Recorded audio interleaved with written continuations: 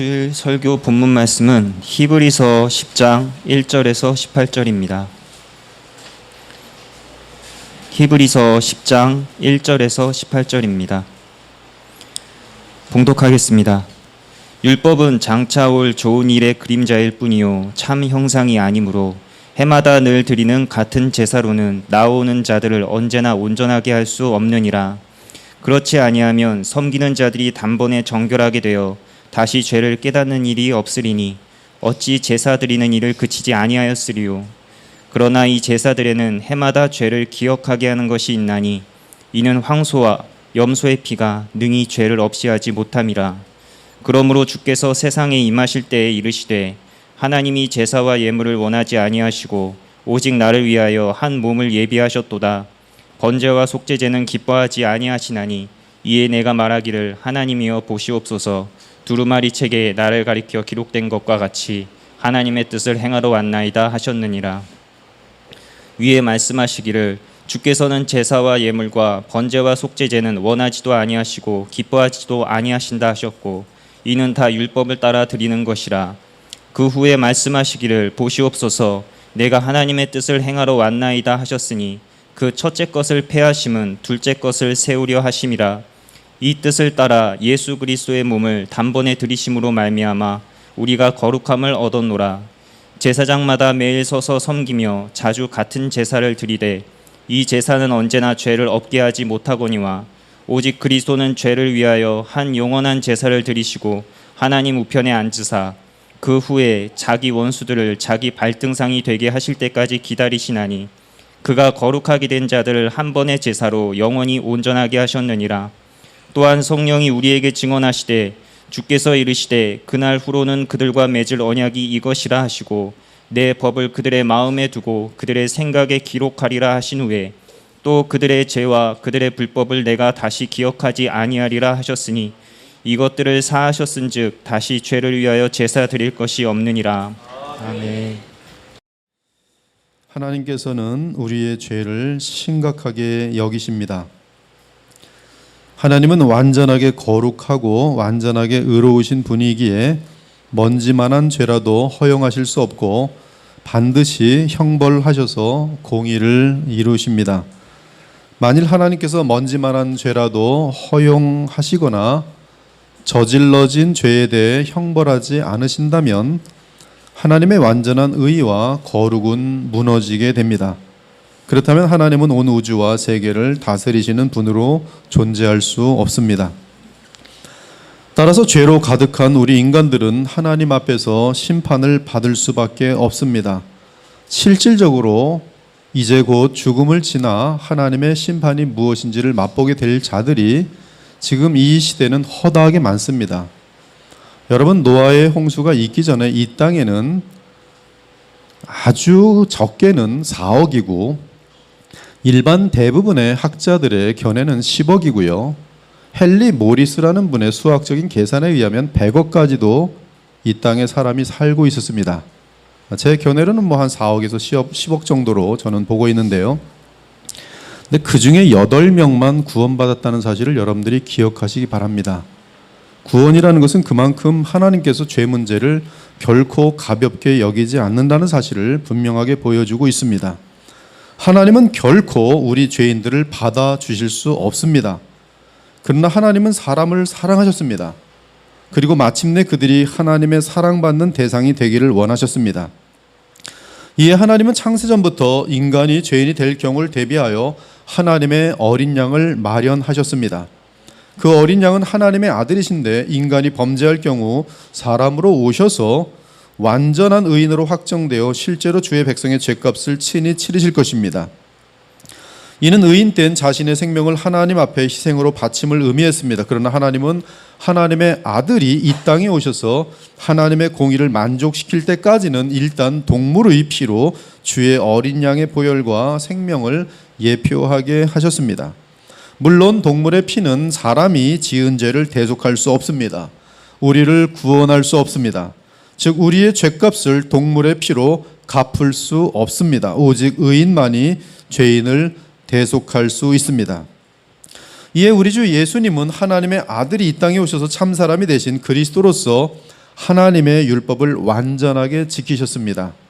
주 예수님은 동정녀 마리아를 통해 성령으로 잉태되심으로 죄 없이 사람으로 태어나셨고, 또한 인생 가운데 죄를 범하지 않으셨으며, 나아가 율법을 완전하게 지키심으로 의인으로 확증되셨습니다. 그렇게 하심으로 예수 그리스도께서는 많은 사람의 죄를 담당하셨습니다. 의인이기 때문에 죄인의 죄값을 대신 치를 수 있으며, 그분은 하나님의 아들로서 그의 효력이 무한하기 때문에 많은 사람들의 죄를 담당하셨습니다. 로마서 5장을 보면 인류의 대표인 한 사람 아담의 죄로 인하여 모든 사람이 죄인이 된 것을 알 수 있습니다. 따라서 아담 이후로 그의 후손으로 태어나는 사람들 중에는 단 한 사람의 의인도 없었습니다. 인류의 대표인 한 사람 아담의 범죄로 말미암아 사망이 그 한 사람을 통하여 모든 인류에게 왕노릇하였도다. 죽음이라는 것은 그 누구도 성경 외에는 무엇인지 알지 못합니다. 그런데 지금 모든 인류는 단 한 사람도 빠짐없이 죽음에 처해 있어요. 그것은 바로 하나님 앞에서 사람은 아담으로 말미암아 범죄하였다는 사실이 확증되는 것이죠. 그런즉 한 범죄로 많은 사람이 정죄에 이르렀도다. 한 사람이 순종하지 아니함으로, 인류의 대표인 첫째 아담이 순종하지 아니함으로 많은 사람이 죄인이 되었도다. 그러므로 죄를 지을 수밖에 없는 죄인들에게 하나님께서 율법을 주신 것은 그들의 죄악됨을 깨닫도록 하기 위함이었습니다. 율법이 들어온 것은 범죄를 더하게 하려 함이라.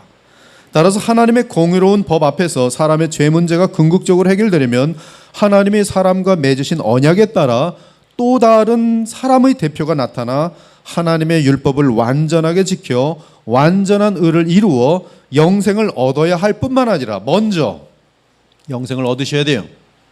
또한 친히 사람의 죄값을 치러야 합니다. 하지만 아담의 후손 중에는 의인이 날 수 없었습니다. 그러므로 하나님의 백성의 죄를 대속할 그 의인이 오셔야 했습니다. 그 의인이 오셔서 죄인들을 대신하여 하나님의 공의로운 율법의 형량을 받으신다면 죄인들은 그의 믿음으로 죄사함을 받을 수 있을 것입니다. 죄인들은 그를 믿음으로 말미암아 죄사함을 받을 수 있을 것입니다.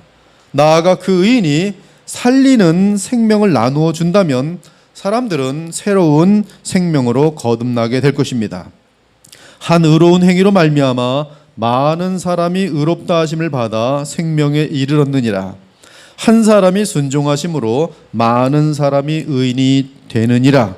그러나 죄가 더한 곳에 은혜가 더욱 넘쳤나니 은혜도 또한 의로 말미암아 왕노릇하여 우리 주 예수 그리스도로 말미암아 영생에 이르게 하려 함이라. 그러므로 히브리서 기자는 옛 언약에 속한 동물 제사로는 우리의 죄 문제를 결코 다룰 수 없다고 알려줍니다. 하지만 십자가에 단번에 영원히 드려진 예수 그리스도의 완전한 희생 제물은 주의 백성의 죄를 영원히 다루었습니다. 이에 우리의 죄를 위한 또 다른 희생 제사가 필요 없게 되었습니다. 이는 예수 그리스도의 보혈이 우리의 죄책 및 죄로 인한 결과, 나아가 인간의 문제를 완전하게 영원히 해결해 주었기 때문입니다. 이제 1절을 보겠습니다. 여러분들이 성경으로 히브리서 이 10장의 그 구절들을 살펴보도록 하겠습니다. 충분하게 서론을 여러분들에게 말씀드렸기 때문에 이제 이 10장의 내용들이 이해가 쉽습니다. 1절을 보면 율법은 장차 올 좋은 일의 그림자일 뿐이요 참 형상이 아니므로 해마다 늘 드리는 같은 제사로는 나오는 자들을 언제나 온전하게 할 수 없느니라.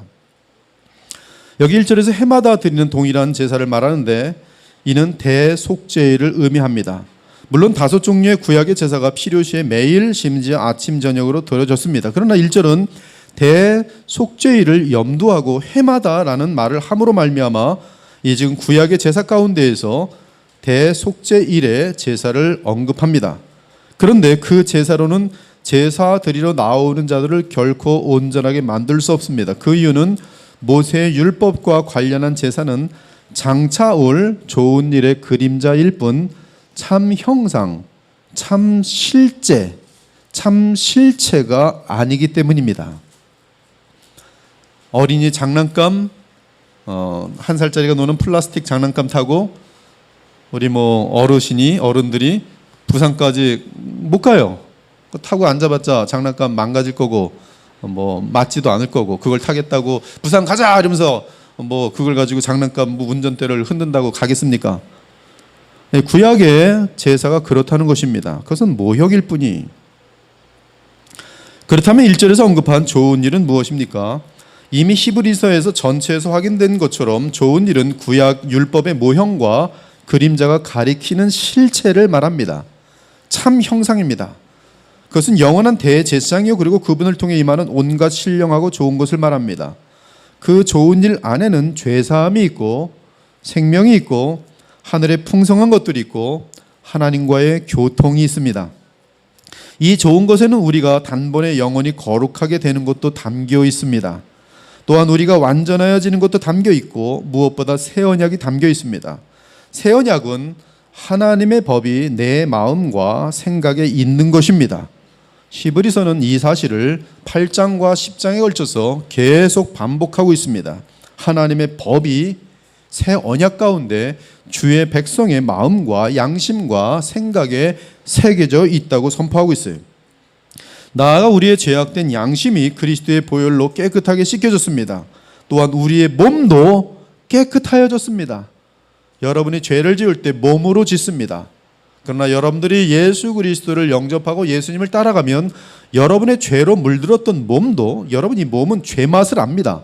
그래서 죄의 맛을 알기 때문에 몸 때문에 다시 죄를 짓는 것이 성적인 어떤 음란한 그리고 변태적인 그러한 맛을 맛본 것은 마약의 맛과 같기 때문에 그 맛을 본 자들은 거기에서 벗어나지 못하는 것이 술 맛도 마찬가지예요.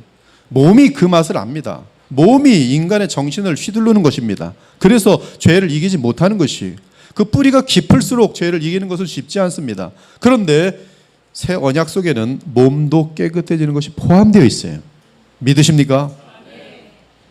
그러므로 과거가 지저분한 사람도 새 언약 가운데서는 새로운 처녀처럼 되어지는 것이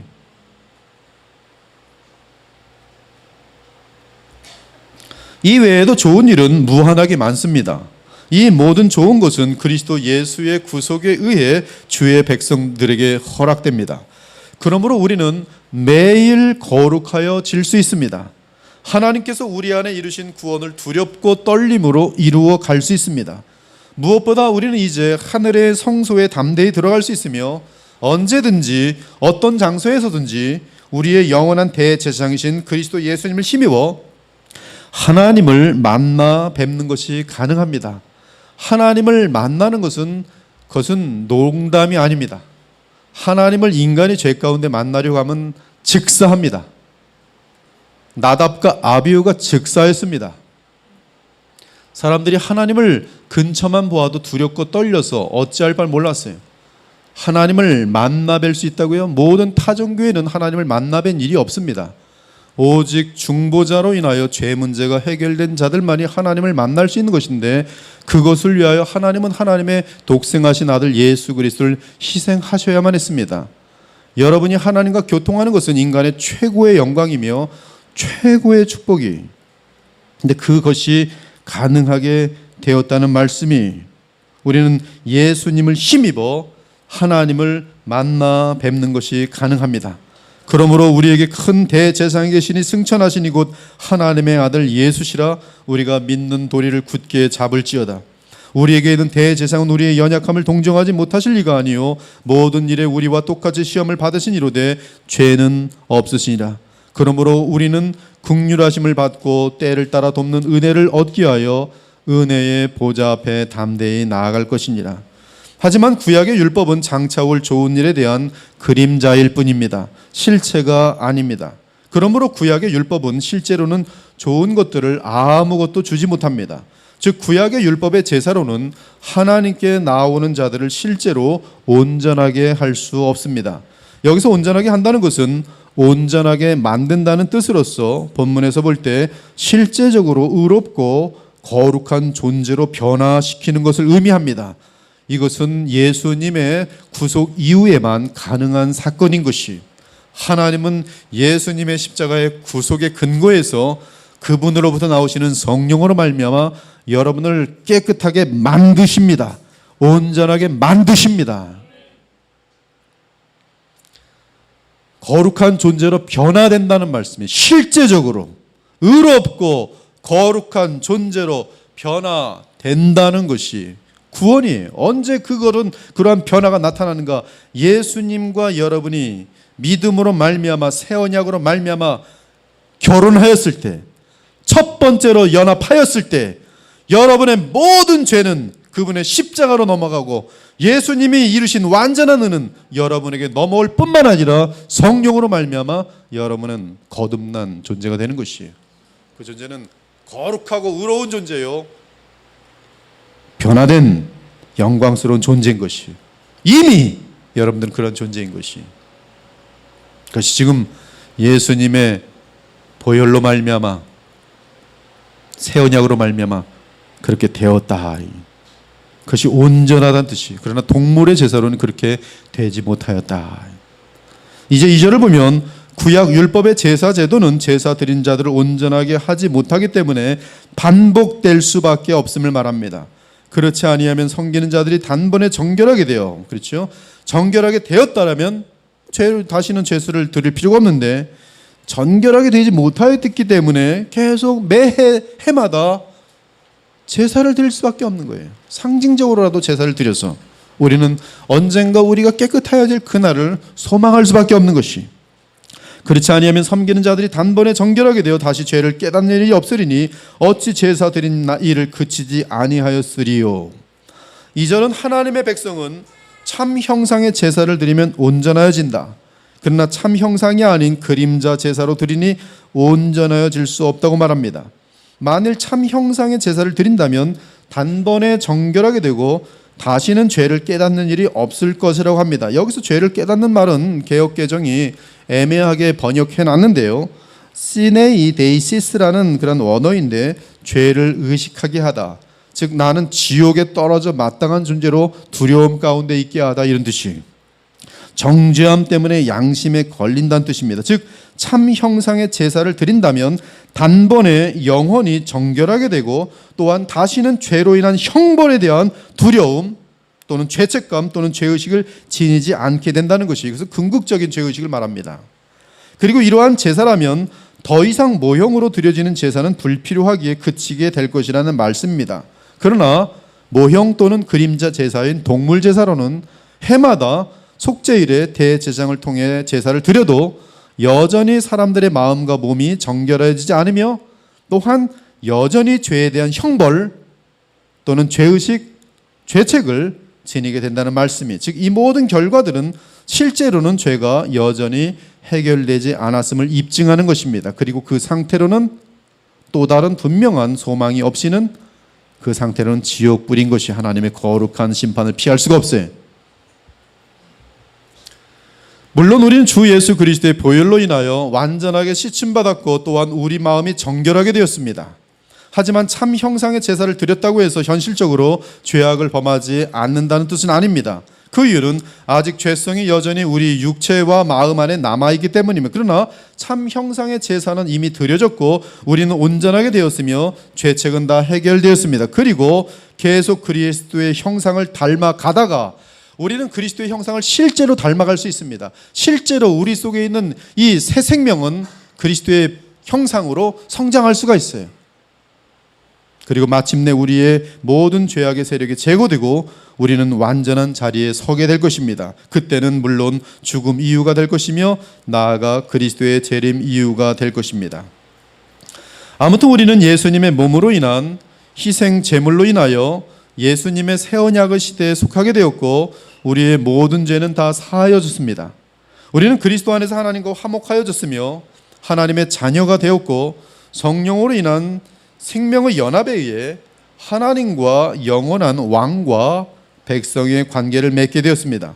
한편 지난주에 말씀드린 것처럼 새 언약은 그리스도의 죽음으로 인한 언약이기 때문에 일방적입니다.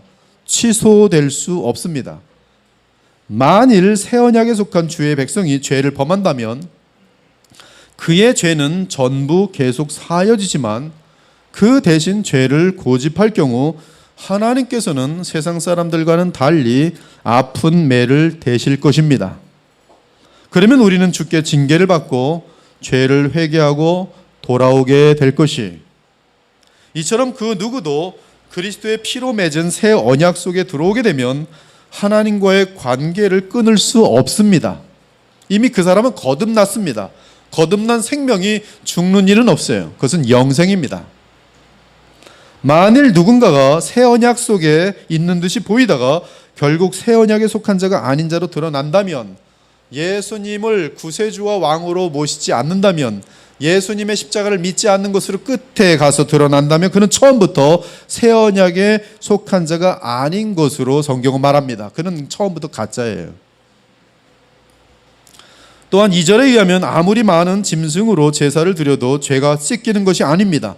오직 단번에 우리를 정결하게 만드는 유일하고 영원한 의로운 제사에 의해 우리의 죄가 씻깁니다. 그 제사는 십자가 상에서 드려진 그리스도의 희생제사밖에는 다른 것이 없어요. 저도 조직신학을 상당히 좋아합니다. 그러나 조직신학의 한계를 보게 돼요. 조직신학은 신약과 구약과 신약에 있어서의 예수 그리스도의 오심으로 말미암는 시간 속에서의 무한한 변화를 강조하지 못합니다.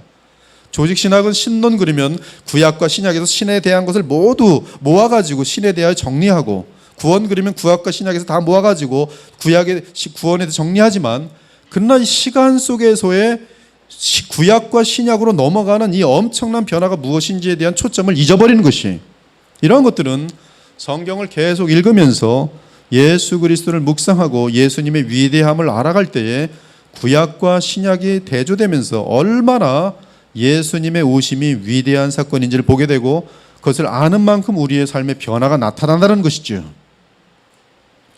따라서 구약 시대에는 대속죄일의 동물 제사를 아무리 드려도 그 다음 해가 되면 또다시 동물 제사를 드려야 했습니다. 이는 죄 문제가 궁극적으로 전혀 해결되지 않았다는 것을 의미합니다. 구약의 동물 제사는 단지 장래에 실제로 죄의 문제를 궁극적으로 해결해 줄 영원하고 참된 희생 제사를 예표하는 그림자일 뿐이었습니다. 그러므로 3절과 4절은 이렇게 말합니다. 그러나 이 제사들에는 해마다 죄를 기억하게 하는 것이 있나니 이는 황소와 염소의 피가 능히 죄를 없이 하지 못함이라. 그러나 드디어 참 형상의 제사가 나타났습니다. 5절이 그러므로 주께서 세상에 임하실 때 이르시되 하나님이 제사와 예물을 원하지 아니하시고 오직 나를 위하여 한 몸을 예비하셨도다. 즉 하나님의 아들이 세상에 임하셨습니다. 그분은 구약의 모든 그림자가 예표하는 하나님의 참 형상이십니다. 그분은 하나님의 아들이시며 그리스도이십니다. 그분은 하나님의 백성의 죄 문제를 해결하여 주실 뿐만 아니라 온 세상의 죄를 사라지게 하실 구세주이십니다. 한편 히브리서 10장 5절에서 10절은 시편 40편 6절에서 8절을 인용하고 있고, 히브리서 10장 8절에서 10절은 그 내용에 대해 해설하고 있습니다. 먼저 시편 40편 6절과 8절을 보겠는데요. 이렇게 되어 있어요. 주께서 내 귀를 통하여 내게 들려주시기를 제사와 예물을 기뻐하지 아니하시며 번제와 속죄제를 요구하지 아니하신다 하신지라. 그때 내가 말하기를 내가 왔나이다. 나를 가리켜 기록한 것이 두루마리책에 있나이다.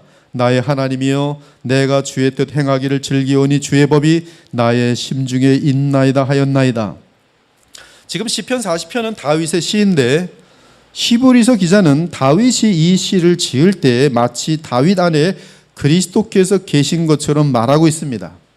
히브리서 기자에 의하면 다윗 안에서 정령 하나님의 아들이 말씀하고 있습니다. 이에 히브리서 10장 5절에 7절을 보면 시편 40편을 인용하고 있으면서도 놀랍게도 예수님의 몸에 대한 언급이 삽입됩니다. 정확하게 지금 예수님의 시편으로 그는 이해하고 있는 것이, 그러므로 주께서 세상에 임하실 때 이르시되 하나님이 제사와 예물을 원하지 아니하시고 오직 나를 위하여 한 몸을 예비하셨도다. 그리고 히브리 10장 6절에 번제와 속죄제는 기뻐하지 아니하시나니 이에 내가 말하기를 하나님이여 보시옵소서 두루마리 책에 나를 가리켜 기록된 것과 같이 하나님의 뜻을 행하러 왔나이다 하셨느니라. 히브리서 기자는 8절에서 이 시편 내용에 대해 분명하게 설명합니다. 즉 하나님은 제사와 예물과 번제와 속죄제를 원하지도 기뻐하지도 아니하신다는 것이, 그것이 예표하는 상징성 때문에 그 예배를 원하시지만, 그러나 그 동물 그 피나 냄새 그 자체는 하나님은 그것을 기뻐하지 않는 것이. 여러분이 하나님이 돈 좋아한다고 오해하지 마십시오. 여러분이 헌물을 드릴 때 이번엔 헌물을 많이 드렸으니 하나님 기뻐할 것이라고 착각하지 마십시오. 여러분이 드리는 그 헌물이 과부의 2렙돈처럼 나의 믿음과 마음이 실리고, 그것이 예수 그리스도의 사랑과 그 예수님께서 하나님께 드려진 영원한 제사에 대한 믿음의 고백으로서 드려지는 것이 여러분이 정말 아벨과 같은 그런 제사로 하나님께 나아가는 것이지, 동물의 피, 소 5,000마리를 드린다고 해서 하나님이 좋아하신다? 아니란 말씀이. 히브리서 기자는 8절에서 이 시편 내용에 대해 분명하게 설명합니다. 즉 하나님은 제사와 예물과 번제와 속죄제를 원하지도 기뻐하지도 아니하신다는 것이, 그리고 이러한 제사들은 전부 율법을 따라 드리는 것이라고 합니다. 즉 처음부터 하나님께서는 구약 율법을 통해 드려지는 동물 제사를 원하거나 기뻐하지 아니하셨습니다. 동물 제사들은 단지 장차 있을 참 형상의 제사를 예표할 뿐이었어요. 창세기부터 계시록에서 모든 것의 핵심은 바로 정확하게 이 부분이에요. 구약 전체가 끊임없이 그려주고 있는 단 한 가지의 어떤 초점이 있는데, 지금 그 초점을 지금 히브리서 기자는 정확하게 짚고 있어요. 그것이 뭔지 아십니까? 십자가.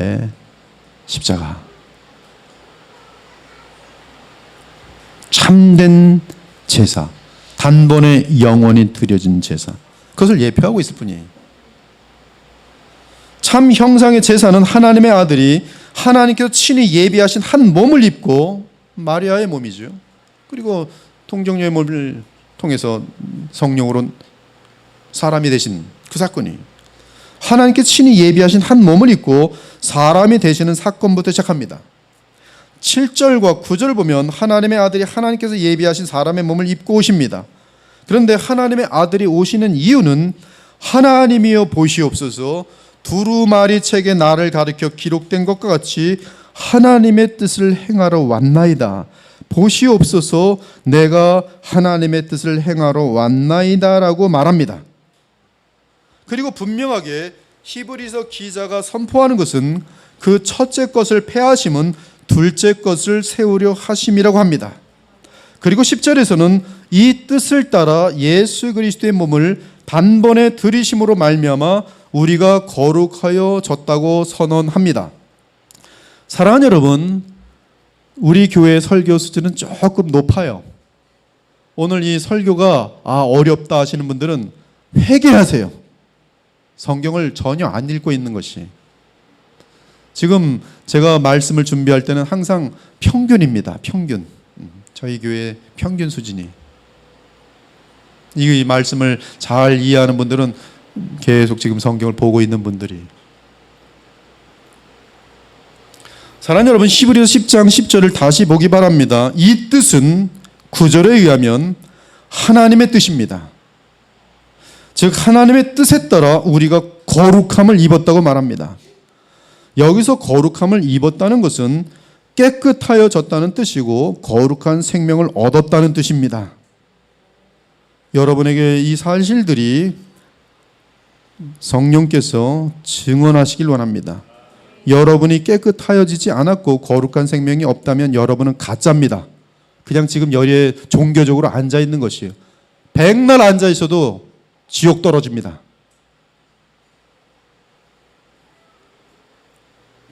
그런데 그것이 새 언약인데 다름 아닌 예수 그리스도의 몸을 단번에 들이심으로 말미암아 되었다고 합니다. 그러므로 우리는 히브리 10장 10절에서 확인할 수 있는 것은 우리는 새로운 피조물이 되었다는 사실이고 그 피조물은 거룩한 존재라는 사실입니다. 즉 우리는 거룩하고 새롭게 빚어진 새로운 피조물인 것이, 그것이 하나님의 뜻이요 새 언약입니다. 전혀 감동이 없죠. 여러분들이 새로운 존재가 되었다는 것이 얼마나 엄청난 사건인지에 대해서 감동이 있기를 바랍니다. 그러한 자아의식이 있을 때만이 여러분의 삶이 거기에 맞지 않을 때 스스로 너무나 비참을 느끼면서 깨어있을 수 있도록 되어 있는 거예요. 한갓 여러분들이 세상에 지옥으로 떨어질 사람과 별 다를 바가 없다고 인식하는 사람들은 날마다 그들의 삶을 비슷하게 쫓아갈 것입니다. 그러나 예수 그리스도 영원하신 하나님의 아들의 생명에 근거하여 그것도 수천 년 동안 그렇게 수많은 사람들이 예언하고 기다리고 목이 빠지게 기다리고 바라보았던 그 단 한 가지의 사건, 십자가 사건, 그것이 우리에게 어떠한 일을 이루었는지를 안다면, 그리고 그것을 믿는다면 우리는 변화되게 돼 있어요. 믿음입니다. 믿음이에요. 그러므로 여러분이 그리스도를 믿고 그분을 주로 모시기로 하고 여러분의 삶과 마음을 진정으로 주님께 바치며 예수님을 주로 영접하였다면 여러분은 새 언약에 들어온 것이, 주로 영접하였다는 것은 주님의 말씀에 아무런 커멘트 달지 말고 순종하는 것을 의미해요. 왕의 명령을 따르는 것은 권위 질서에 있어서 그분이 나보다 지식이 높으시며 그분이 하는 일은 내가 이해하지 못할지라도 순종하겠다는 것이 그분을 주로 모신다는 뜻이, 그러한 마음으로 주를 영접하였다면 여러분은 새 언약에 들어온 것이, 그렇다면 여러분의 마음은 새롭게 되었고 거룩하게 되었습니다. 믿으십니까? 그것이 복음이 새 언약입니다. 그것이 복음의 능력입니다. 그것이 거듭남이며 하나님이 창세 전부터 뜻하신 바예요. 예수 그리스도께서 이 땅에 계실 때 주께서는 친히 자신을 인자라 부르시며 왜 이 땅에 오셨는지 말씀하셨습니다. 그 목적은 하나님의 아들로서 자기의 생명 곧 의인의 보혈을 흘리시기 위함이었어요. 인자가 온 것은 섬김을 받으려 함이 아니라 도리어 섬기려 하고 자기 목숨을 많은 사람의 대속물로 주려 함이니라. 즉 예수께서는 구약의 제사들이 그림자처럼 예표하던 모든 것의 실체가 되시기 위하여 예루살렘에서 자기 목숨을 많은 사람의 대속물로 주려 하셨던 것입니다. 이렇게 행하심은 히브리서 기자가 9절에서 언급한 것처럼 옛 언약을 취소하고 새 언약을 세워 효력을 나타내게 하려는 것이, 이때 새 언약의 효력은 실제로 사람의 마음을 거룩하게 만들고 모든 죄책을 사하여 주고, 무슨 뜻이에요? 지옥에 대한 두려움이 완벽하게 사라지고 따라서 율법의 형량을 결코 받을 필요가 없게 하며 나아가 하나님께서 마련하신 영원한 기업을 얻게 하는 것입니다. 사랑하는 여러분, 저도 조금씩 믿음이 들어가고 있는데 믿음이 들어갈수록 점점 크게 다가오는 것이 하나 있어요. 그것은 하나님이 마련하신 영원한 기업이 점점 커지고 있어요. 이 땅에서 잘 먹고 잘 살아봤자 몇 년 안 돼요. 고작 최순실입니다. 여러분이 아무리 잘나봤자, 세상에서 온 힘을 다해봤자 최순실 밑에 있는 거예요. 별거 아닙니다. 속지 마세요. 세상이 제일 잘 돼봤자 네로 황제예요. 우리는 영원한 기업을 얻은 자로서 하나님의 뜻이 있어요. 11절을 보면 해마다 드린 제사의 결정적인 약점은 죄를 없게 하지 못하는 것입니다. 그래서 같은 제사를 매 드릴 수밖에 없었습니다. 그러나 그리스도께서 그의 몸으로 드리신 제사는 영원한 희생 제사로서 죄를 없게 하기 위해 단번에 영원히 드려진 제사였습니다. 그리고 그리스도께서는 부활 승천하셔서 영원한 대제사장이 되어 하나님 우편에 앉으사 그의 영원한 희생 제사를 근거로 하여 하나님의 백성의 죄를 깨끗하게 하시고 그들의 몸과 마음을 거룩하게 하시고 영원히 온전하게 하시는 것입니다. 이 일을 언제까지 하시는가 하면 13절을 보니 주께서 택하신 백성이 한 사람도 빠짐없이 다 구원받을 때까지 하십니다. 그리고 그 후에는 죄로 온 세상과 인류를 파멸시키고 나아가 주의 백성들을 미혹하여 비참케 만들어 왔던 원수들을 그분의 발등상이 되게 하실 것이, 오직 그리스도는 죄를 위하여 한 영원한 제사를 드리시고 하나님 우편에 앉으사 그 후에 자기 원수들을 자기 발등상이 되게 하실 때까지 기다리시나니 그가 거룩하게 된 자들을 한 번의 제사로 영원히 온전하게 하셨느니라. 아멘. 바울은 이 내용과 유사하게 그가 모든 원수를 그 발 아래 둘 때까지 반드시 왕노릇 하시리니 맨 나중에 멸망받을 원수는 사망이니라고 말하였으니, 그러므로 우리의 영원한 대제사장이신 예수 그리스도께서는 온 세상을 완벽하게 다스리는 가운데 지금 완전하게 다스립니다. 여러분의 이 모든 것 완벽하게 주님은 지금 다스리고 있어요. 그런데 그 완벽한 다스림이 무엇을 위한 다스림인가? 바로 그의 영원한 희생제사를 근거로 하여 자기 백성을 구원하고 있는 역사로 나타나는 것이, 그리고 구원은 여러분의 거룩한 마음과 의로운 생명 가운데 예수 그리스도의 분량까지 자라나도록 하는 것이 하나님의 뜻 가운데 담겨 있다는 이 말씀이, 저는 지금 계속적으로 히브리서를 얼마나 많이 다루고 있는지 모릅니다. 하나님께서는 수년 전부터 계속 이 히브리서만 계속 반복하게 다루도록 섭리하고 계세요.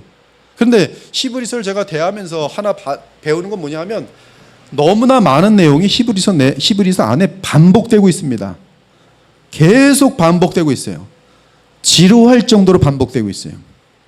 왜 이렇게 많이 반복을 하실까? 알게 됐어요.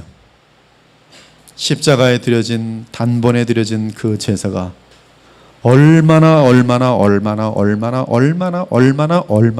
성경의 핵심인지, 그것이 하나님의 가장 깊은 지혜인지 우리에게 말하려는 전부더라고요. 전부예요.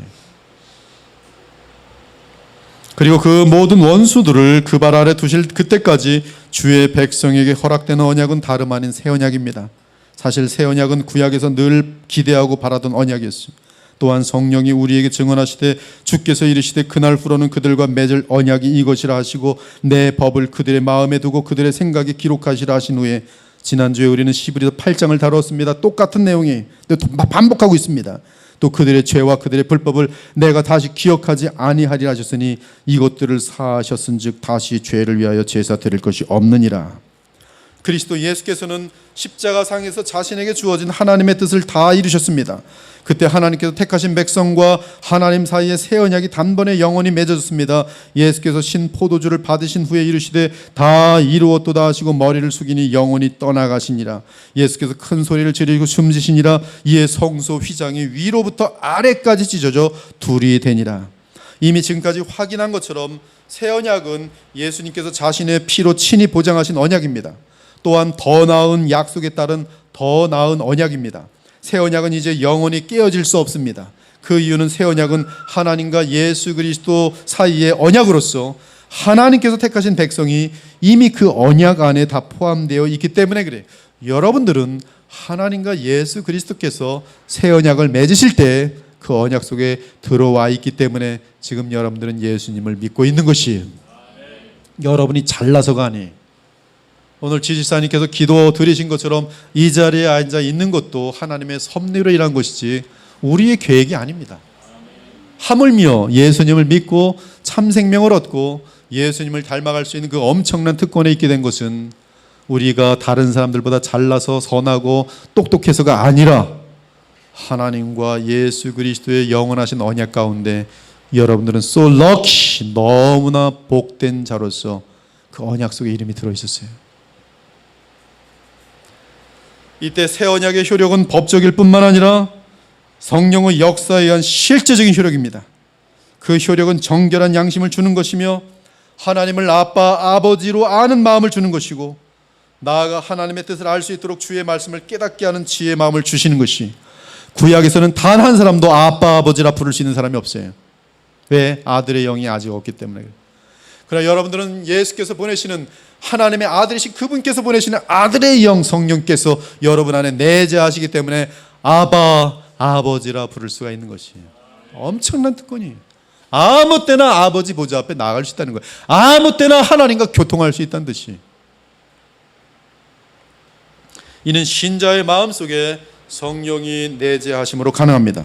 사실 우리 마음이 정결하여지고 우리의 생각에 주의 법이 기록되는 것은 예레미야 31장 31절에 34절, 에스겔서 11장, 에스겔서 36장 등의 성취인 것이 여호와의 말씀이니라. 보라, 날이 이르니 내가 이스라엘 집과 유다 집에 새 언약을 맺으리라.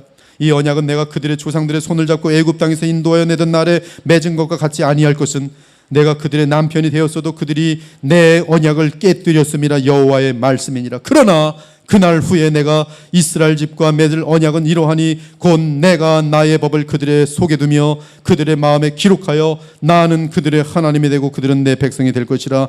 여호와의 말씀이니라. 그들이 다시는 각기 이웃과 형제를 가리켜 이르기를 너는 여호와를 알라 하지 아니하리니 이는 작은 자로부터 큰 자까지 다 나를 알기 때문이라. 내가 그들의 악행을 사하고 다시는 그 죄를 기억하지 아니하리라. 여호와의 말씀이니라. 내가 그들에게 한 마음을 주고 그 속에 새 영을 주며 그 몸에서 돌 같은 마음을 제거하고 살처럼 부드러운 마음을 주어 내 율례를 따르며 내 규례를 지켜 행하게 하리니 그들은 내 백성이 되고 나는 그들의 하나님이 되리라. 내가 너희를 여러 나라 가운데서 인도하여 내고 여러 민족 가운데서 모아 데리고 고국 땅에 들어가서 맑은 물을 너희에게 뿌려서 너희로 정결하게 하되 곧 너희 모든 더러운 것에서와 모든 우상 숭배에서 너희를 정결하게 할 것이며 또 새 영을 너희 속에 두고 새 마음을 너희에게 주되 너희 육신에서 굳은 마음을 제거하고 부드러운 마음을 줄 것이며 또 내 영을 너희 속에 두어 너희로 내 율례를 행하게 하리니 너희가 내 규례를 지켜 행할지라. 내가 너희 조상들에게 준 땅에서 너희가 거주하면서 내 백성이 되고 나는 너희 하나님이 되리라. 이 새 언약이 예수 그리스도의 십자가 사건으로 말미암아 여러분과 체결된 것이. 따라서 히브리서 기자는 구약의 이러한 예언들이 새 언약 안에서 성취되었음을 지금 선포하고 있어요. 또한 성령이 우리에게 증언하시되 주께서 이르시되 그날 후로는 그들과 맺을 언약이 이것이라 하시고 내 법을 그들의 마음에 두고 그들의 생각에 기록하리라 하신 후에 또 그들의 죄와 그들의 불법을 내가 다시 기억하지 아니하리 하시니 이것들을 사하셨은즉 예수님의 보혈로 말미암아 과거형이 되어버렸어요. 새 언약은 다시 죄를 위하여 제사 드릴 것이 없느니라. 사랑하는 여러분, 이제 그리스도께서는 자신의 생명을 드림으로 세워진 새 언약하에서 성령을 보내십니다. 그러면 하나님의 백성은 그리스도로부터 보냄을 받은 성령에 의해 이제 더 이상 외적인 율법에 의존할 필요가 없으며 율법을 이마나 팔에 기록할 필요가 없게 됩니다. 왜냐하면 하나님께서는 성령의 역사를 통해 인간의 결단과 의지를 좌우하는 주의 백성의 마음과 생각에 하나님의 말씀을 기록하셨기 때문입니다. 그러므로 이제 새 언약 아래 있는 자들은 성령의 인도함을 받게 됩니다. 믿으십니까?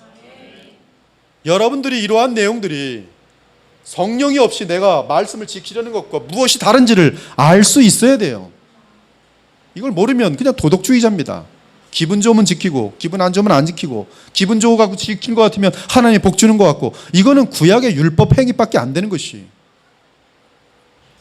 새 언약 아래 있는 자들은 성령의 인도함을 받게 됩니다. 갈라디아서 5장에 보면 우리에게 마지막 명령은 성령의 인도함을 받는 것이. 물론 이 뜻이 성경을 몰라도 된다는 뜻은 아닙니다. 단지 우리 안에서 분명하게 우리의 양심과 함께 성령께서 역사하시며 우리의 마음과 생각을 인도하신다는 뜻이. 또한 주께서는 그들의 죄와 그들의 불법을 다시 기억하지 아니하리라고 하셨습니다. 즉 옛 언약하에 있던 희생제사는 죄를 생각나게 하는 것으로서 반복해서 제사를 드릴 수밖에 없었지만 그리스도의 희생으로 맺어진 새 언약하에서는 하나님의 백성들이 더 이상 죄의 형벌을 두려워할 필요가 없게 되었습니다. 이는 율법의 형벌을 내리실 하나님께서 더 이상 그리스도인의 죄를 기억하지 않으시기 때문입니다. 그 이유는 그들을 위해 드려진 그리스도의 희생은 더 이상 반복될 필요가 없는 영원한 제사이기에 그들은 영원토록 하나님의 백성이 되었으며 따라서 지옥에 떨어질 수 없는 것이. 허다한 많은 설교를 할지라도 여러분들이 이러한 복음의 능력 가운데 들어가지 않는다면 아무런 의미가 없어요. 이 말씀들을 여러분들이 믿고 인식할 때에 성령께서 그 말씀과 역사하심으로 여러분이 변화되는 것이. 그래서 가장 악한 존재가 가장 선한 사람으로 변화되는 것이 복음의 능력이에요. 착한 사람들이 교회에 와서 더 잘 지키자 해서 좀 더 착한 사람이 되는 것이 복음이 아니라, 그래서 자기 의로움을 가지고 빠져있는 교만한 자들이 아니라 나는 죄인 중에 괴수라는 것을 하나님의 계명을 통하여 인식하면서 그럼에도 불구하고 주의 말씀의 언약을 믿고 주님을 바라볼 때 나를 변화시키는 하나님의 은혜를 보면서 하나님을 찬송하게 되는 것이 이 새 언약의 역사란 말씀이에요. 그러므로 하나님께서는 그리스도의 구속 사역으로 인해 자기 백성들의 죄와 불법을 다시는 기억하지 않으십니다. 동이 서에서 먼 것 같이 우리의 죄가를 우리에게서 멀리 옮기셨도다. 그러므로 이제 그리스도 예수 안에 있는 자에게는 결코 정죄함이 없나니 이는 그리스도 예수 안에 있는 생명의 성령의 법이 죄와 사망의 법에서 너를 해방하였습니다. 저는 로마서 8장 2절이 상당히 오랜 기간 이해가 안 갔습니다. 예수님께서 내 죄를 다 사하여 줬다는 것, 그래서 결코 정죄함이 없다는 것을 이해가 되는데 바로 곧바로 이는 이건 그러므로라는 뜻인데 이는 그리스도 예수 안에 있는 생명의 성령의 법이 죄와 사망의 법에서 너를 해방하였습니다. 아하, 새 언약은 우리를 완전하게 정죄함이 없도록 만드실 뿐만 아니라 우리에게 죄와 싸워 이길 수 있는 그러한 생명과 또한 성령의 역사가 함께 하시는, 내재하시는 그런 역사까지 포함되어 있고 그 실제이구나를 알게 될 때에 이제는 주님 앞에서 변화될 수 있는 가능성은 100%고 이제 남아있는 것은 나에게 숙제로만 남게 되더라고요. 내게 남은 숙제는 뭡니까? 주님을 믿으며 주의 말씀과 기도에 힘쓰는 것이. 따라서 십자가에서 단번에 영원히 드려진 속죄 제물의 영원한 효력 때문에 더 이상 동물들의 속죄 제사가 필요하지 않습니다. 이에 18절은 이것들을 사하였은즉 다시 죄를 위하여 제사 드릴 것이 없느니라고 결론을 짓습니다. 물론 이 뜻이 우리가 지은 죄악에 대해 하나님께 회개할 필요가 없다는 뜻은 아닙니다. 이것이 또 구원파 같은 데서 죄사함을 의심하는 것은 그거는 하나님의 무한한 은혜를 의심하는 것과 같아. 그런 것이 아니에요. 이 뜻은 우리가 지은 죄악에 대해 하나님께 회개할 필요가 없다는 뜻이 아니라 우리는 오히려 범죄한 후에 반드시 주님과의 관계의 회복을 위해 주 앞에서 우리의 죄를 자백하고 다시는 죄를 범하지 않기 위해 말씀과 기도 가운데 성령으로 충만하려고 노력해야 하는 우리의 책임이 우리에게 담겨 있는 것이. 그래서 요한 1서에 보면 우리의 죄를 자복하고 죄가 있음을 인정하라고 돼 있어요. 죄가 없다 하면 이는 하나님을 거짓말하는 자로 만드는 것이라고 말해요. 이제 새 언약의 백성인 그리스도인은 언제든지 자유롭게 하나님 앞에 나아갈 수 있게 되었습니다. 이처럼 새 언약은 그리스도인들에게 죄의 형벌을 제거하여 주었고 영원한 기업을 약속합니다. 새 언약으로 인해 주께서 다시 오실 때는 우리의 죄를 다루지 않고 오직 완성된 구원을 영원히 허락하실 것입니다. 그러나 새 언약인 복음을 멸시하는 자들에게는 아무런 죄사함이 없을 것이며 그것은 바로 성령을 모독하는 죄가 되면서 영원한 형벌에 떨어지게 될 것이. 그러므로 인류에게 유일한 구원의 길은 오직 새 언약인 복음을 받아들이고 그리스도를 왕과 구세주로 영접하고 그분 안에서 죄사함과 온전한 양심을 새롭게 얻는 것이. 사랑하는 여러분, 오늘 본문은 특히 그리스도의 몸을 강조하며 그리스도께서 몸에 희생하셨음을 증언합니다. 십자가에 정확하게 시작합니다. 이는 그분이 성도들의 대속자임을 강조하기 위한 표현입니다. 보소서, 주께서 나를 위하여 예비하신 몸이니이다. 즉 정확하게 내 대신 사람이신 그리스도께서 율법의 형벌을 감당하시고 하나님의 약속을 받아내신 것이, 그 약속은 성령이십니다. 그러므로 주 예수께서는 십자가의 구속을 이루신 후에 믿는 자, 곧 하나님께서 택하신 자에게 성령을 부으십니다. 그리고 그것이 새 언약의 실체라고 할 수 있습니다.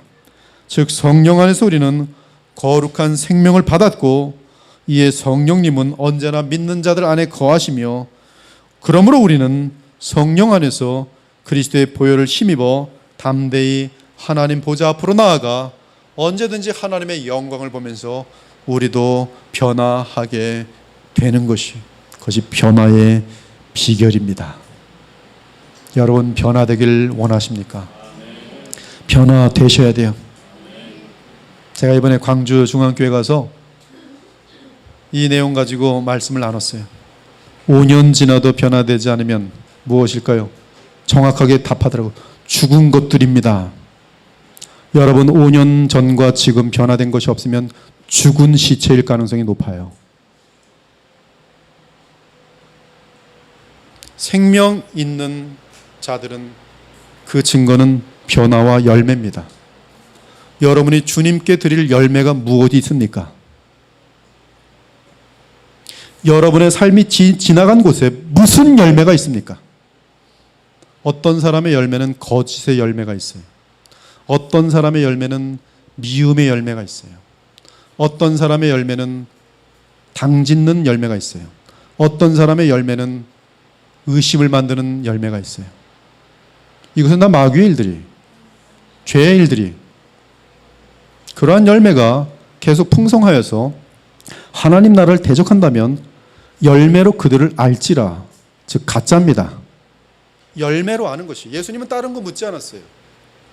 예수는 열매로 그들의 믿음을 아는 것이. 믿음의 진짜와 가짜를 열매로 아는 것이.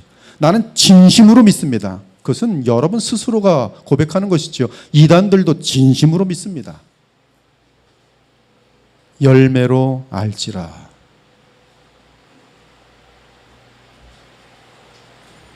열매로 알지라. 따라서 교회가 열매를 보고 그 사람들을 평가할 수 있어야 돼요. 열매. 사람 주변에 어떤 열매가 맺히는가? 화평의 열매가 맺히는가? 사랑의 열매가 맺히는가? 거룩의 열매가 맺히는가? 그 열매를 맺는 비결은 여러분의 결단력이 아니라, 여러분의 노력이 아니라 하나님 보좌 앞에 자주 나가는 거예요. 하나님의 영광을 보는 거예요. 근데 하나님의 영광을 아무나 볼 수 있는가? 아니란 말씀이에요. 새 언약 안에서만 가능해요. 그리고 새 언약에 나갈 수 있는 자는 그 마음이 이미 성령으로 말미암아 거룩하여지고 의롭게 된 자들이 자신의 옛사람을 의지하지 않고 옛사람은 십자가에 못 박고 주께서, 우리 주 예수께서 성령을 통하여 우리에게 심겨진 거듭난 생명과 성령을 힘입어 예수 그리스도의 공로 힘입어 하나님 앞에 나아갈 때 아버지의 영광을 보며 하나님의 영광을 보며 고린도후서 3장에 의하면 영광에서 영광으로 변화되는 것이. 그리고 그러한 자들에게는 자신도 모르는 사이에 열매가 맺히게 됐어요. 왜? 생명이기 때문에. 생명이기 때문에. 이 시간에 새 언약의 주인공 되시는 그리스도 예수님을 마음속에 영접하길 바랍니다. 그러면 만왕의 왕이시며 하나님 나라의 주이신 그리스도께서 주의 성령을 우리 안에 부으실 것이며 우리의 마음은 당장 정결해지고 우리의 생각은 성령의 생각을 따르게 될 것입니다. 언제나 오늘 말씀을 기억하며 우리 죄를 없이 하시려고 단번에 영원한 희생제물이 되신 우리 주 예수 그리스도를 감사하며 믿음으로 그리스도와 연합하기를 우리 주 예수 그리스도의 이름으로 축원합니다. 아멘. 기도 올리겠습니다. 오늘 나눈 선포된 말씀 가운데 여러분의 마음속에 회개할 것들이 있으면 회개하기 바랍니다. 하나님의 음성이 들릴 때, 회개하지 않을 때는 완악하고 완고한 마음으로 변화되면서 하나님의 나라를 회파하는 존재가 됩니다. 그러나 하나님 말씀을 통하여 회개하는 마음을 가질 때는 주님께서 두 팔을 벌리시고 받아주사 그러하여금 새 출발을 하게 하시고 새로운 변화의 역사들을 허락하십니다. 이 시간 받은 말씀 가지고 아멘, 제게 주신 말씀인 줄 믿고 감사합니다. 제 양심이 찔렸습니다. 주여 용서하여 주옵소서. 제가 세상에 썩을 것들을 향하여 너무나 많은 관심이 있습니다. 주의 말씀이 딱딱하여 들리지 않는 것은 선포자에게 문제가 있는 것이 아니라 내 마음이 썩을 것을 많이 먹었기 때문인 것을 고백합니다. 불쌍히 여겨주시고 주의 말씀이 꿀과 송이꿀처럼 달콤하게 하여 주옵소서. 주의 말씀을 인하여 변화될 수 있도록 도와주시고 주의 은혜가 우리의 심령 가운데 넘쳐서 주님이 기뻐하시는 열매를 바쳐드리는 삶이 되게 하여 주시옵소서. 이 시간에 각자 주 앞에 간절한 마음으로 1분 동안 기도하시겠습니다. 하나님 감사합니다. 오늘 우리는 히브리서 10장을 통해서 우리 하나님께서는 하나님이 하실 일을 완전하게 다 우리에게 이루신 것을 오늘 발견하였습니다. 우리는 이미 새 사람이 되었고 거룩한 생명을 얻었으며 의로운 삶을 얼마든지 살 수 있는 그러한 능력까지 갖고 있음을 오늘 보게 하심을 감사합니다. 저희들로 인하여 주님이 이러한 새 언약의 역사를 이루시기 위해서 치르신 그 고귀한 가치가 무엇인지를 보게 하심으로 주님이 우리 안에 이루신 일들을 우리 또한 하나님의 뜻이 이루어질 수 있도록 이제는 순종하고 믿고 주의 뜻을 우리의 삶 가운데 이루어드리는 그러한 도구들이 될 수 있도록 도와주시기 원합니다. 주님이 우리 각자를 향하여 원하시는 것처럼 영광스럽고 흠과 점도 없는 그러한 성도들로 또 교회로 하나님 성장되어지는 교회로 인도하여 주옵소서. 세월이 지나면서 뚜렷하게 그리스도를 닮아가는 역사들이 있게 하시고 그놈으로 풍성한 열매를 하나님께 맺어드려 하나님 기쁨되는 저희들의 삶이 되어질 수 있도록 복을 내려 주옵소서. 이를 위하여 우리 죄가 지적될 때마다 가슴을 통회하며 회개하게 하시고 더욱더 그리스도 안에서 성령의 충만함을 입으며 성령을 따라 행할 수 있는 지혜로운 자들이 되게 하여 주옵소서. 먼 훗날 우리 주 예수님을 얼굴과 얼굴로 대할 때 결코 수치스럽지 아니하도록 도와주시며 우리 가운데는 지옥에 떨어지는 자가 없도록 주여 자비와 긍휼을 베풀어 주옵소서. 열매가 없음에도 자기 확신에 빠져서 참된 믿음을 가지고 있다고 오해하는 자들 한 사람도 없도록 주님 인도하여 주옵소서. 참 믿음을 가지고 하나님이 기뻐하시는 그러한 참 성도들로 변화되어지는 역사들이 이 교회에 있게 하여 주옵소서. 그래서 이 교회를 통해서 하나님이 영광 받으시고 이 교회가 이 땅에 있는 많은 교회들에게 본이 되게 하여 주옵소서. 자비와 긍휼을 한량없이 부어 주옵소서. 살아계신 우리 주 예수 그리스도 이름으로 기도 올려옵나이다. 아멘.